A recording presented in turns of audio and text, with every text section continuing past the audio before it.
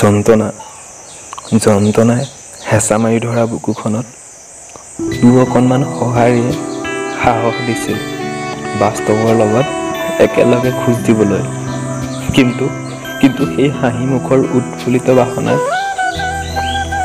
আজৰি কাহিনীলে নিষ্ঠুৰ নিয়তিয়ে। সঁচাই সময় বৰ নিষ্ঠুৰ। বিশেষ একোকে দেখোন বিচৰা নাছিলোঁ তোৰ পৰা, মাত্ৰ বিচাৰিছিলোঁ এইবুকু সঁচা মৰম আৰু মোৰ বাবে তোৰ কিছু সময়।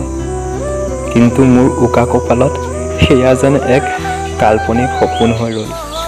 ভবাই নাছিলোঁ কাহানিও মই তই যে বেলেগ হৈ যাবি অকলে মোক অথাই সাগৰত। এতিয়া আছোঁ মই অকলে এটি নিজান দ্বীপৰ মাজত, লগতে আছে মাথো মোৰ তোমাৰ স্মৃতিৰ সপোনবোৰ।